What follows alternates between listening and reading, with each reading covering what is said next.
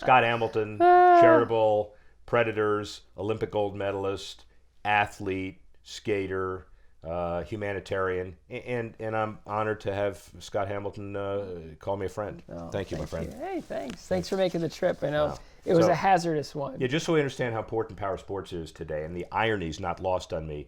So this is a multi-Olympic gold medal champion, and he can't get out of his house because the ice is too. Well, it's no four-wheel drive cars, and in Nashville, you know what? It's a great excuse to stay home and be with family. Yeah, and the leverage was, of course, that we're here. Yeah. I mean, it's not the other way around. So we're No, here. it was easy. Some of us had to tell why both of us. So off to the Olympics. Excited about Korea? Yeah, it's going to be exciting. You know, it's there's you know, the events are going to be beautifully skated. Competition's going to be really interesting. All four disciplines are going to be competed well. Yeah, I'm excited. The ladies' competition, you know, Medvedeva has looked unbeatable. Zagitova is I think my favorite. Yeah. But she tends to make mistakes where Medvedeva doesn't. So you know, then the third place Russian girl is really super strong. Probably should medal, but weak on spins. And there's a little bit of an Achilles heel. The two of the three Russians have sort of an Achilles heel, a little bit. But you know, it'd be really exciting to see where America fits in with this new young team. On the ladies' side, on the men's side, Okay. ooh, I don't know, maybe. Yeah. You know, nah, it's hard to say. Yeah, that's why they skate, right? That's why we of hold the course. event. Yeah. And you the never and the know men's how it's side? going to go. Men's side, Nathan Chen looks like he could medal. He's up against, you know, these powerhouses that have proven themselves time, you know, Yeah.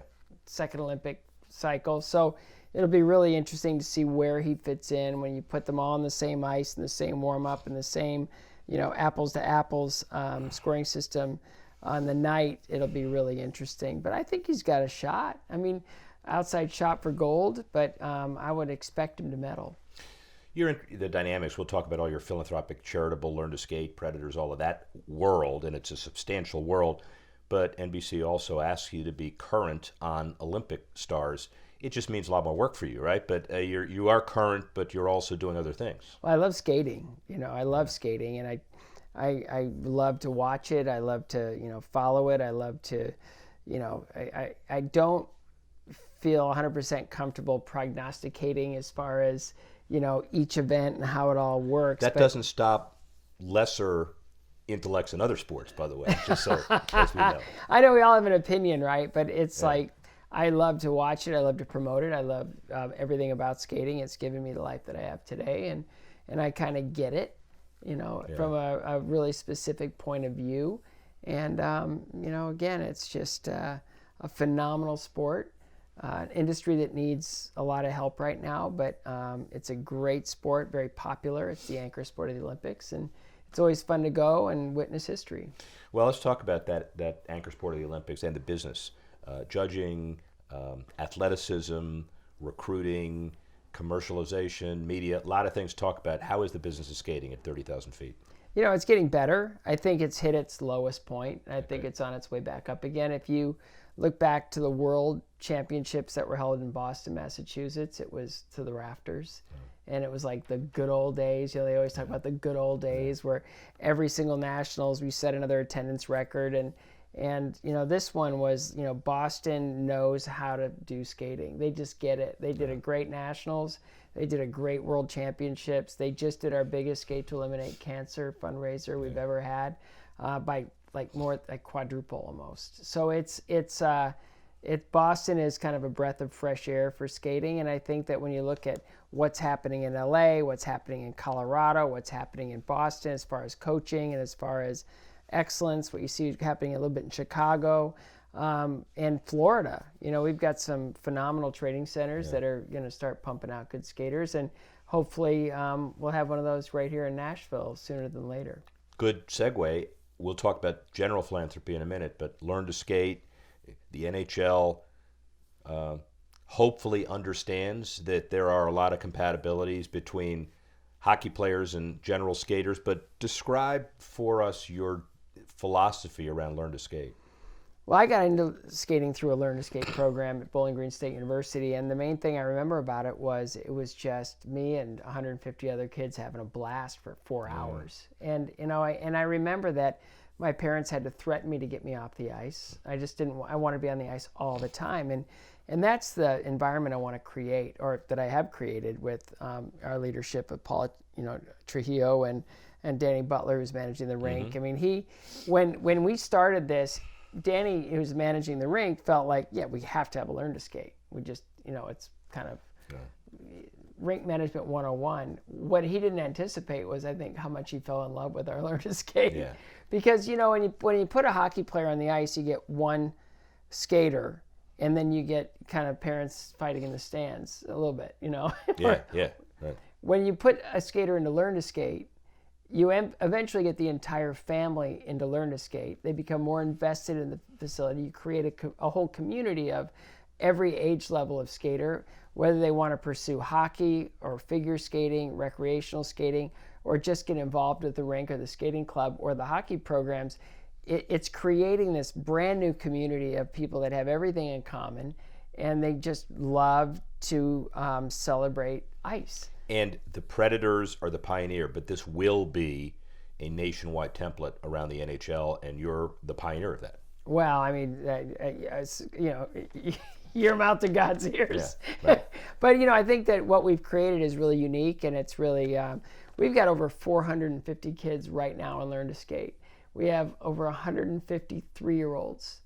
You know what that's like? Yeah. It's cats in a bathtub, but it's so much fun. That's well put, actually. It's so much fun that, it's just everything about it. Every time I get to the rink, I'm like everybody else that walks in on Learn to Skate Day. The second I hit that front door, there's a smile on my face, and I can't wait to get started. Before we get into philanthropy, it's been over 2 years since your diagnosis for the 3rd brain tumor. How are you feeling? How are things going? Well, I've never been this old before. No, you haven't. And I've seen, we played golf before, so yeah. And I've never been this bad at golf before either. But, it's, I stay vigilant. I tell everybody else, to stay vigilant, know what's going on with your body, understand, when something says something to you, act on it right away. And with this one, I've just sort of felt compelled to keep an eye on it and clean up my diet, clean up my exercise routine, clean up my life so that, I'm stronger to kind of battle it however I have to. And, so far, miraculous things. God gets all the glory on this one. Miraculous things are happening where, craniopharyngioma, the nature of the brain tumor is it just grows into things and creates all kinds of mischief. This one's shrunk the last 2 scans, and no one can explain it.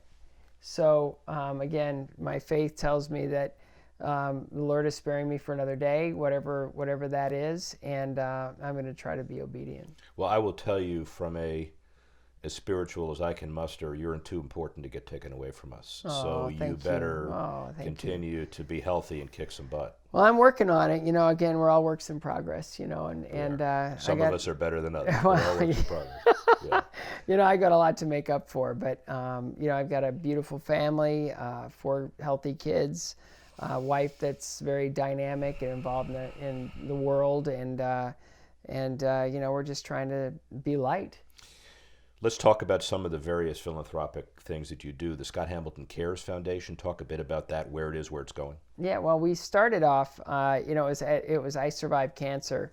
And when I went through it, I lost my mom to cancer 40 years ago. And 20 years ago, I survived. And it was in that journey that I realized how much was missing in the cancer community, how much research needed to be done, obviously. But it was about, patient support, patient education. I went online to figure out what was going on with testicular cancer.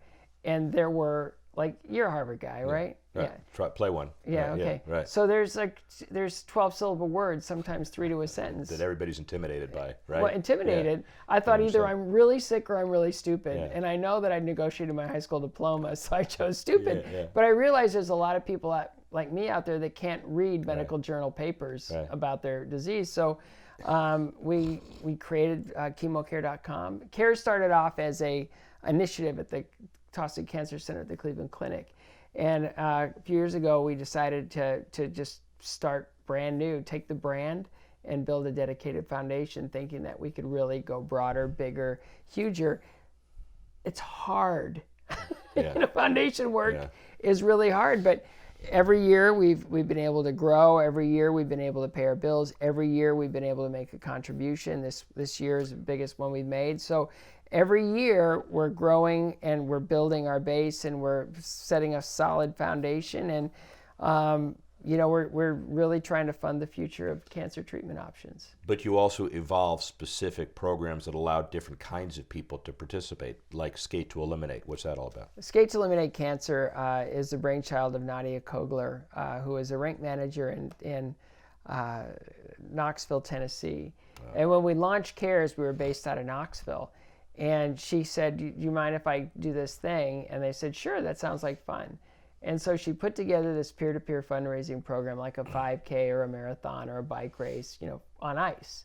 And she invited all their skaters to sign up and raise money through their email accounts and family and friends. And she raised in one afternoon $8,000. So it's like, okay, you're going on staff, and we're going to build this program. And so from that very first Skate to Eliminate in Knoxville, that was sort of almost like a flash fundraiser, Boston just did over $160,000 in an evening event. And it was spectacular to visit Boston Children's, where I was a patient, to visit Mass General and to see the work they're doing in cancer, and to benefit Dana-Farber Cancer Institute, which is like, my goodness, the granddaddy of them all, and to really start getting involved with these different cancer centers, holding fundraisers in their towns that benefit them directly, and to take this model nationwide with the help of U.S. Figure Skating has been an amazing growth opportunity, and it's really given us our really foundation of our income. Paid political announcement, but one of my Harvard buddies was there, and we talked about him. He said he's stoic, but he was moved to tears, and his family was by what you did and how you did it. Well, it was amazing. We had, these kids that would go out and raise, $1,000, $2,000. One girl raised over $10,000, and then Peter Lynch and the Witkowskis and their family got totally behind us, held a luncheon for us, which was its own fundraiser, and was heavily involved in all their kids fundraised. It was just an amazing thing, and just the leadership was just phenomenal, and how they got behind it. They said they're going to go ahead. They're going to just put it on the pass line, and I say I can't come to every one unless you raise over $25,000. And they go, we're going to commit to that right now. And then they had a meeting, and they're like, holy cow, how are we going to do this? Yeah, well, they did. And then in 7 days they raised $25,000, and so they kept upping it, and finally they just started, just sort of putting up more thermometers because they broke past every single fundraising goal they made. Which is a relevant point to your history in this. So you're one of the first celebrities to make a commitment to the Make-A-Wish Foundation as early as '97, and a lot of it was because of your own personal health issues, but a lot of it, I assume, is because you saw how much of a difference you could make in international philanthropy over the past 20 years. Well, I learned a lot from Make-A-Wish. When we started Stars on Ice, our very first corporate sponsor was Discover Card. Yeah. They were brand new, and we were brand new, so we were kind of like trying to figure this thing out together. And I did a lot of really cool things with Discover Card. Part of it was they just decided from the get-go Make-A-Wish Foundation was going to be their charity, and so everything we did media-wise involved Make-A-Wish Kids, Make-A-Wish Foundation, and we really created a lot of awareness and really raised a lot of money in our touring years, because we were killing it back then with ticket sales and people getting involved. So Make-A-Wish Foundation was a great thing for us. And in any tour, if a tour doesn't have a philanthropic identity, they're more than likely going to fail, because it's not just about them. It's about how they impact the community, how they impact their fan base, and how they really touch people that really need to be touched, moved, given memories, given opportunities. And so for us with Make-A-Wish, it was an amazing relationship that lasted a very long time, and I'm grateful for that every day. But there's no textbook for that. So it's late 90s, and you've been associated generally with philanthropy, but you're basically committed to the concept of moving the Make-A-Wish Foundation and making it better, and also all of your examples have a philanthropic theme to it, like Special Olympics. Talk about that. Well, Special Olympics, it was funny. I met Eunice Shriver very early. Just, she was everywhere. This woman there must have been 50 of her back in the day, where she was just everywhere, and anything there was sports, and she was always recruiting, and she was always getting people on board. But she knew that since I was touring 10 or 11 months a year, I probably wouldn't be a very good helper, like in a dedicated way, right? So I was sort of around and doing things, and my coach had a student, and we did this Special Olympic events at this May Day Open in Baltimore. And we built this really wonderful thing. We're bringing in Special Olympic skaters from all over the country, and it was really great. And then I decided to step away from touring skating in 2001. And even before I did my last show, I'm on the phone with Bart Connor, and I'm on the phone with Tim Shriver saying, do you want to be on the board of Special Olympics International? And I said, well, I mean, I'm not going to be that busy anymore, so I'd love to fill that time. And so I went on with the board of Special Olympics, and I was there for 16, 17 years. My goodness, what an organization that is. And I have so many friends that I've made throughout the world that just love the organization, love the identity. And now, I with my Cancer Foundation, the Skating Academy, what my wife is doing in Haiti, raising 4 kids, I realized that I couldn't serve in the capacity that I needed to serve. And so I told Tim Shriver I want to step away, and he said, you're still an ambassador. And I go, okay, but here's how I step away from Special Olympics on the board. We now have a grant from Prudential, which is going to allow us to build a special needs program where we can now build special needs skating program in our academy. It's dynamic. We've got the participation in this is going to be incredible. Unbelievable. I think it's one of the fastest growing Best Buddies communities in the country. And we've got this resource of the Predators and Roman Yossi and Kyle Turris and Annalise Barron, who built Best Buddies here. They're bringing us our skaters. And, I called Tim Shriver to let him know what I was doing, and he's going, interesting timing. And I go, okay, what am I getting into now? And he said, well, in the next World Winter Games are in Sweden, and they want to do hockey as an exhibition sport. And he goes, do you think you could field a hockey team in 3 years? There you go. And I go, well, I guess I'm going to have to. Yeah. So skater, hockey, special needs, hockey guy, I mean, whatever it is. No. All right, we're segueing because this is, struggles in earlier life, illnesses, setback, teach you to be stronger, one of the central messages of the book. But you tell us what the central message of the book is. This is critical. Everybody that's watching, you better get one of these. Well, Finish First came out of a lot of conversations with different people about how people just don't. They always have that desire, like, I'd love to win something. Wouldn't it be? I'd love to get recognition. I'd love to have a victory. I'd love to have if you want to honor somebody, anywhere in Africa, just give them a certificate. They're thrilled, right? Yeah. But it's like, or anywhere actually. Yeah. But when I think about, growing up as a kid, wanting to feel special, it was always about winning something. It was always about, what can I do to make my life special and meaningful, and to really feel that glow of having really a victory in my life. And I had a lot of setbacks. I had a lot of knockdowns. I had a lot of things, and through a lot of failure, through a lot of other components that would normally defeat somebody, I found a way to get stronger. And I figured out a way to go from being the guy that came in last a lot. I won some, but I was last in the important competitions. I needed to figure out a way to win. And I needed to figure out a way to really drive myself to take advantage of opportunity in order to be successful. And so it just sort of ended up in a book, and it's called Finish First, and it's basically a call to action for anybody that wants to change their lives for the better. It's an argument for and a guide to being the best you can be.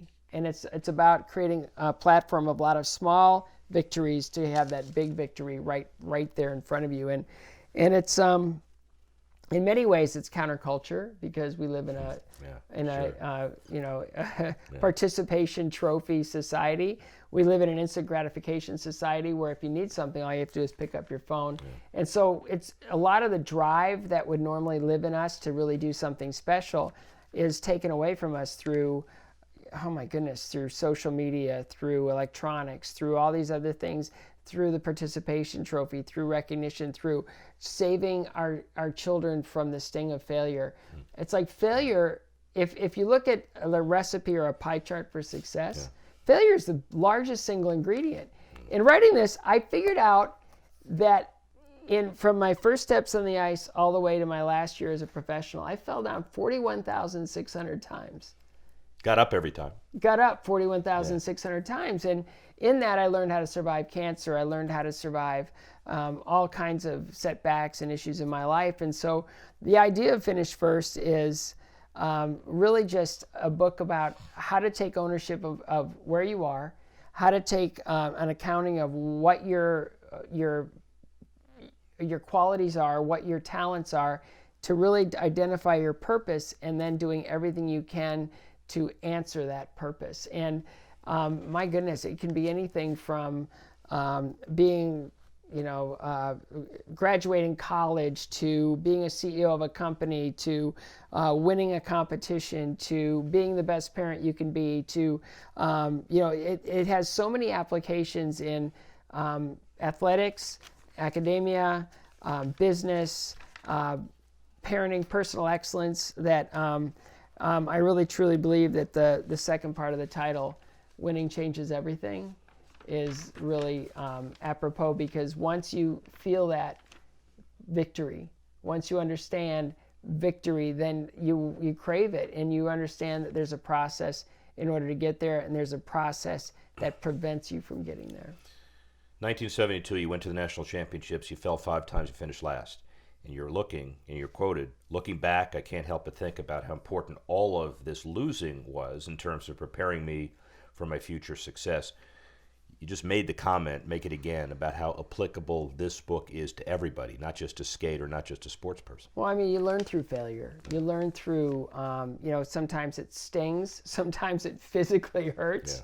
A lot of times it emotionally has spiritually has its setbacks. But all of that is a strengthening thing, because, again, once you get used to falling down and getting up, you realize that the getting up is the next opportunity, is the next, it allows the next good thing to happen. So if I hadn't had those massive failures, early in my career, I watched so many of those kids that won those competitions.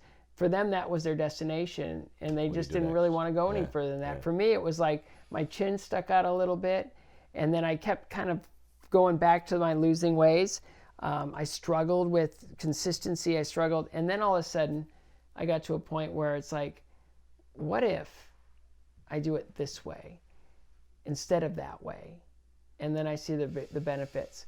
What if, like, when I fell on my hip, like probably 300 times, to the point where it was swollen from just above my knee to just above my waist with a floating cyst?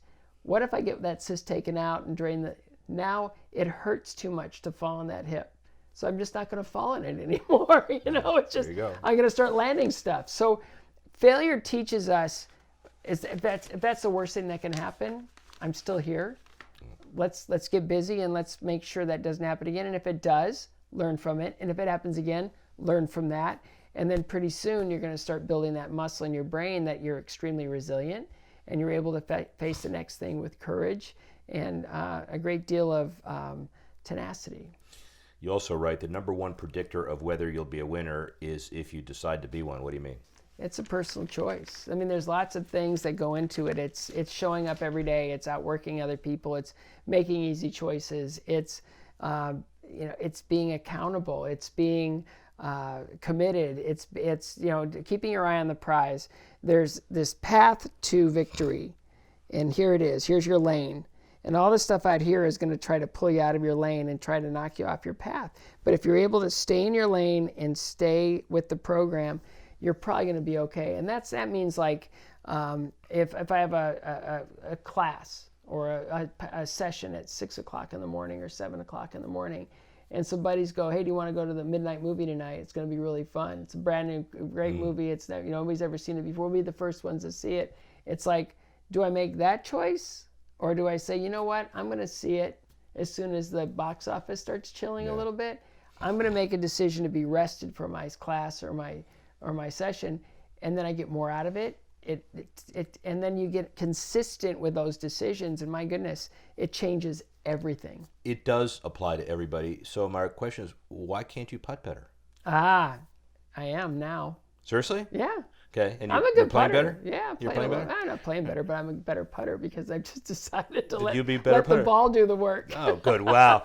Listen, ladies and gentlemen, I've seen it. We don't have time for a golf lesson, okay? And I think you'd be I don't have time for a golf disappointed. lesson. The bottom line is, 5 years from now, where are you? 5 years from now, I want to have an Olympic level skating program where we're building these skaters toward the Olympics. I want to have at least advanced, 3 or 4 or 5 proven treatments, in immunotherapy and targeted therapies to help people live their lives more legitimate, longer without the sting of chemotherapy. I'd love to have CARES have offices all over the country where we're able to help people one-on-one with their challenges and their issues, possibly in proton centers around the country, which is a really precise form of radcare.org.